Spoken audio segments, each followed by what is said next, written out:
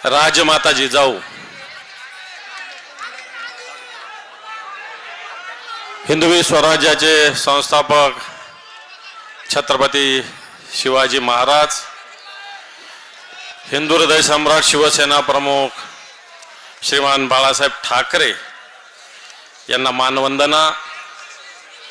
आजच्या जनसंवाद मेळाव्यासाठी उपस्थित असलेले शिवसेनेचे पक्षप्रमुख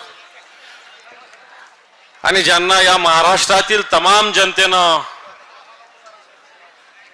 एक भूमिका दिलेली, एक जबाबदारी दिलेली, या महाराष्ट्राचे कुटुंब प्रमुख माननीय उद्धवजी ठाकरे साहेब, ज्यांना आपण म्हणतो 100 दाऊद एक राऊत असे शिवसेनेचे खासदार माननीय संजयजी राऊत साहेब, इथं उपस्थित संपर्क प्रमुख नरूभाऊ खेडेकर, जिला प्रमुख जालूभाऊ। अमृत नोनी आर्थो प्लस ये एक प्रूवन फॉर्मूला है। इसमें मौजूद नोनी फल के गुण और आयुर्वेदिक जड़ी बूटियां शरीर को जरूरी पोषक तत्व देने के साथ साथ हड्डियों और जोड़ों के घिसने, उनमें होने वाले सूजन और दर्द को रोकने में मदद करता है। दर्द मुक्त जीवन के लिए अमृत नोनी आर्थो प्लस। सीताराम दादा, आमदार नितीनजी देशमुख, उपस्थित सर्व व्यासपीठावर मान्यवर माता भगिनी आणि बांधवांनो, मुजरा माझा माता जिजाऊना,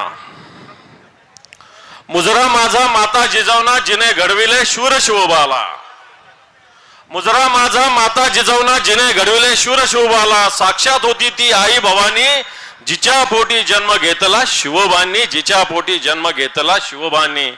अशा या मातृतीर्थ सिंदखेड राजामध्ये आज ही जनसंवाद सभा इथं होते। खरं तर अभी तो ये झाकी आहे, अभी तो काशी मथुरा बाकी, त्याच्यावर अजून तर मुख्य सभा व्हायची बाकी आहे, इथं फक्त झाकी आहे साहेब। आणि ज्यावेळेस खऱ्या अर्थानं लोकसभा निवडणुकीची सभा होईल त्यावेळेस मला असं वाटत नाही याच्यापेक्षा 10 पट नाही 100 पट लोक उपस्थित राहतील आणि या बुलढाण्याच्या जागेवर शिक्कामोर्तब करतील।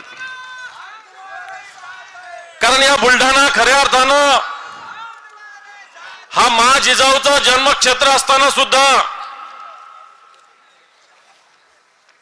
जिथं गद्दार सुद्धा जन्माला आलेले आहे, पण आपण मा जिजाऊचं मोठ्या अभिमानानं नाव घेतो। या मा जिजाऊने छत्रपती शिवरायांना अशी शिकवणूक दिली होती की जे जे गद्दार झाले याला कोणत्याही प्रकारची माफी देता येणार नाही। आणि मला असं वाटतं 40 गद्दार झाले आणि 10-12 जे खासदार गद्दार झाले यांनाही माफी होऊ शकत नाही। आपण येणाऱ्या काळामध्ये लोकसभा विधानसभा निवडणुकीला सामोरं जातोय। आज या लोकसभा विधानसभा निवडणुकीला सामोरं जात असताना मला असं वाटतं या महाराष्ट्रातील आणि देशातले वेगवेगळे विषय आपल्या समोर आहे।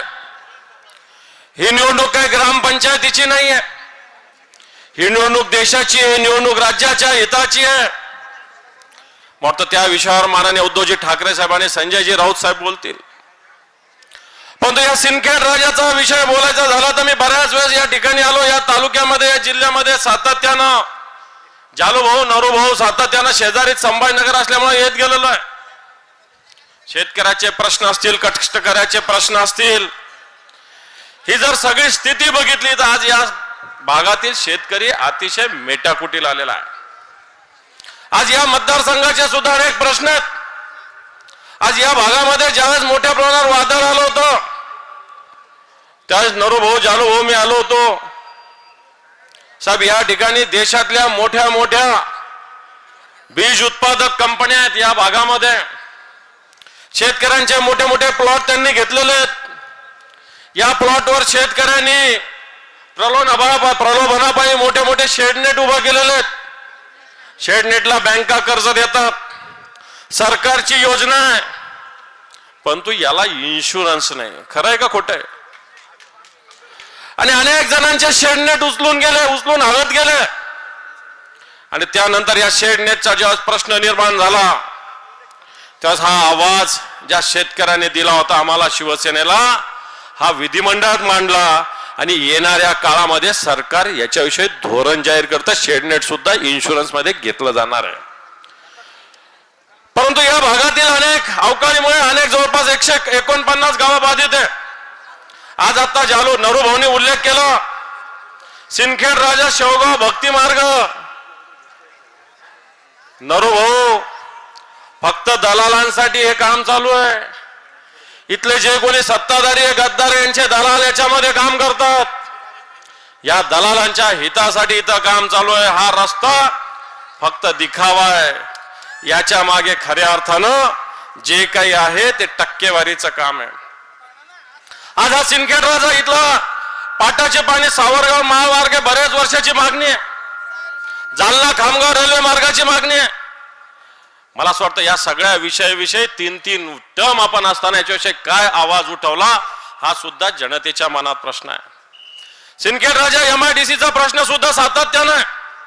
आज या ठिकाणी सिंदखेड राजा शिवनी टाका रोडवरचा तलाव होता, तो पुनर्जीवित झाला पाहिजे ही सुद्धा मागणी जनतेनं सातत्यानं मांडलेली आहे.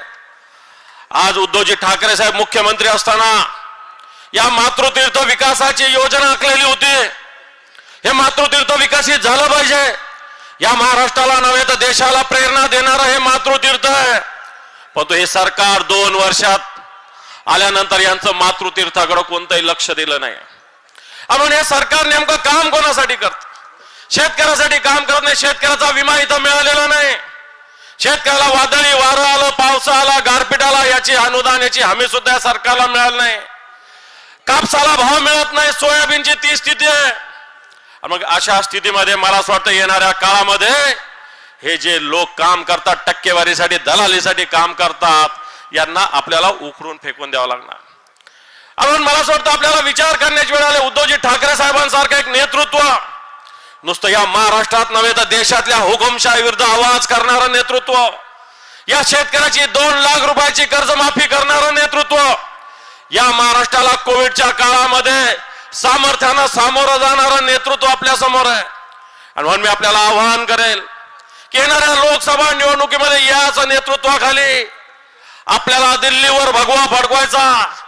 जे कोणी खंडोजी खोपडे, सूर्याजी पिसाळ आपल्यातून गेले, यांना त्यांची अवकात आपल्याला दाखवून द्यायची. म्हणून ती अवकात आपण दाखवून द्या, अशा प्रकारचं आवाहन मी आपल्याला करतो आणि थांबतो. जय हिंद, जय महाराष्ट्र.